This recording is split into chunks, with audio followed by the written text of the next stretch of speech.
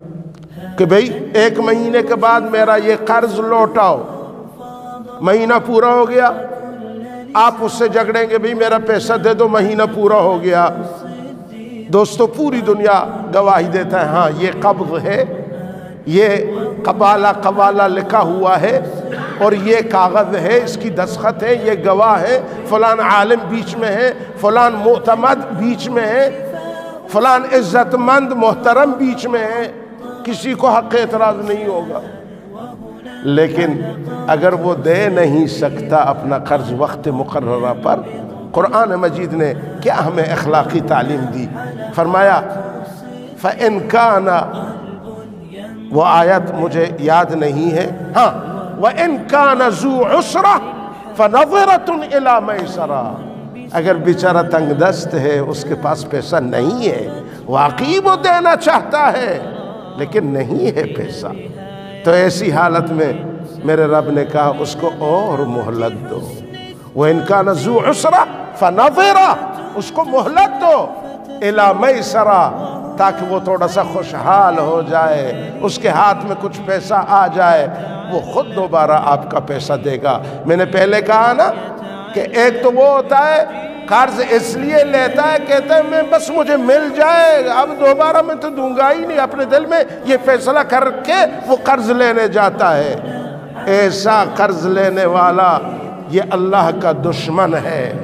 جو قرض تو لیتا ہے اس لیے لیتا ہے کہ میں دوبارہ ادا نہیں کروں گا. اور جو لوگ تنگ دستوں کو مہلت دیتے ہیں ان کا کیا مقام میرے اللہ نے بیان کر دیا.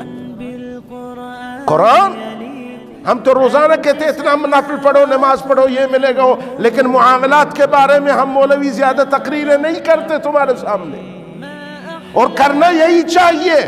آپ نماز اپنے لیے پڑھو گے، لیکن اگر آپ نے لوگوں سے اچھا برتاؤ کیا تو یہ آپ نے پورا خلق اللہ کو آرام دے دیا.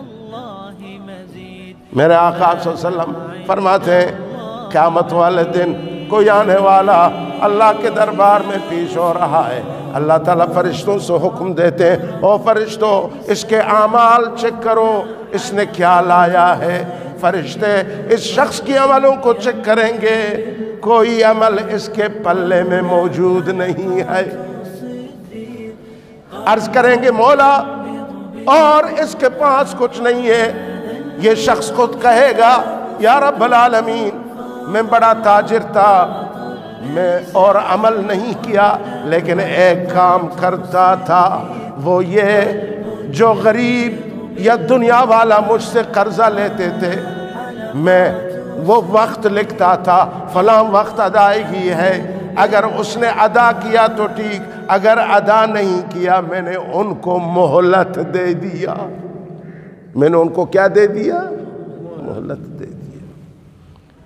اگر زیادہ غریب تھا میں کہتا تھا ٹھیک ہے، جب بھی تجھے اللہ دے دے مجھے دے دو، میں تیرے بندوں پر اے میرے مولا میں سختی نہیں کرتا تھا، میں نرم روش اختیار کرتا تھا.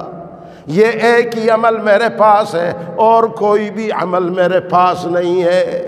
اللہ رب العزت کے رحمت جوش میں آتے ہیں، فرماتے اے میرے فرشتوں جب یہ اتنا ضعیف کمزور میرا بندہ میرے اور بندوں پر اتنا احسان کرتا تھا، میرے بندوں کو مہلت دیتا تھا، آج یہ میرے دربار میں پیش ہوا ہے، یہ بھی مہربانی کا محتاج ہے، اس نے میرے بندوں پر رحم کیا. فرشتوں تم گواہ بنو میں نے اس پر رحم کیا. اے میرے فرشتوں اس کو جنت کی طرف لے جاؤ. دوستو یہ ہوتا ہے مردانگی، یہ ہوتا ہے ترتیب طریقہ. ہمیں قرآن پاک پر عمل کرنا چاہیے، ہمیں علماء سے مسئلہ پوچھنا چاہیے، معاملات کے بارے میں گواہ رکھنا چاہیے، تاکہ کل کو پھر خدا نخواستہ ایک دوسروں کو مارنے کا، دشمن ہونے کا سبب نہ بن جائے.